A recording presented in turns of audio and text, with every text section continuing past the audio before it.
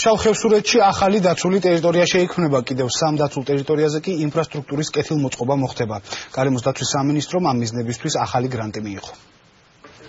საქართველოს 4 დაცულ ტერიტორიაზე 8 მილიონ ევროზე მეტი დაიხარჯება. გერმანულმა საკონსულტაციო ჯგუფის წარმომადგენლებმა უპრეცედენტოდ დიდი თანხა გარემოს დაცვითი პროგრამებისათვის პირველად გამოყო. გრანტი ძირითადად ინფრასტრუქტურულ პროექტებს მოხმარდება. ჩვენთვის დიდი პატივია ამ პროექტის მხარდაჭერა. ბუნებრივი რესურსები ძალიან მნიშვნელოვანია საქართველოსთვის. დარწმუნებული ვარ, რომ პროგრამა ხელში უწყობს დაცული ტერიტორიების გარშემო არსებული დასახლებების ეკონომიკურ განვითარებას. ჩვენთვის სასიცოცხლოდ მნიშვნელოვანია, რომ ბუნებრივი რესურსები იყოს დაცული. ინფრასტრუქტურული პროექტი კინტრიშის, ალგეთის და ყაზბეგის დაცულ ტერიტორიებზე ტურისტული ზონების მოწყობას გულისხმობს. გაკეთდება ეკოტურისტული ბილიკები და ადგილები, სადაც ღამის გათენება იქნება შესაძლებელი. 8 მილიონი ევროს ფარგლებში დაგეგმილია მენეჯერებისთვის სპეციალური პროგრამის შემუშავებაც. ამოდენობის გრანტი ამ საუკუნეში ჯერ არ გამოყოფილა და არ გამოყოფილა არა მარტო ჩვენ და სააგენტოში, არამედ ზოგადად გარემოს დაცვის სფეროში. რაც შეეხება თვითონ ამ გრანტს, ეს გრანტი მიმართული იქნება ყაზბეგის, კინტრიშის, ალგეთის და ფშავ-ხევსურეთის დაცული ტერიტორიების ადმინისტრაციების მოსაწყობად.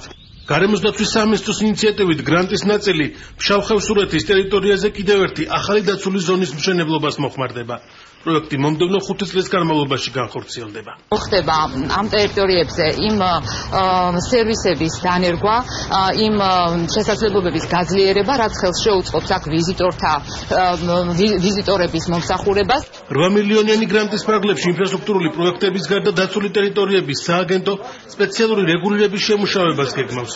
ექსპერტების განცხადებით, მთავარი პრობლემა, რომელიც ასეთი სტატუსის მქონე ადგილებისთვის დღეს არსებობს, ბრაკონიერობაა. რესურსების ნორმალურ ფარგლებში მოხმარებით შეიძლება ბუნებაც არ დაზიანდეს და ადგილობრივი ეკონომიკის განვითარებასაც შეეწყოს ხელი. ამიტომ დაცული ტერიტორიის ფუნქცია სწორედ ეს არის. ამ პროგრამის ფარგლებში ჩვენ შევეცდებით, რომ ეს რეგულაციის მექანიზმები დაინერგოს და დაცული ტერიტორიების ადმინისტრაციებმა ადგილზე შეძლონ ამ რეგულაციების ცხოვრებაში გატარება. სამუშაოები დაცულ ტერიტორიებზე უახლოეს დღეებში დაიწყება. 8 მილიონ 200 000 ევრო მომდევნო 5 წლის განმავლობაში უნდა დაიხარჯოს.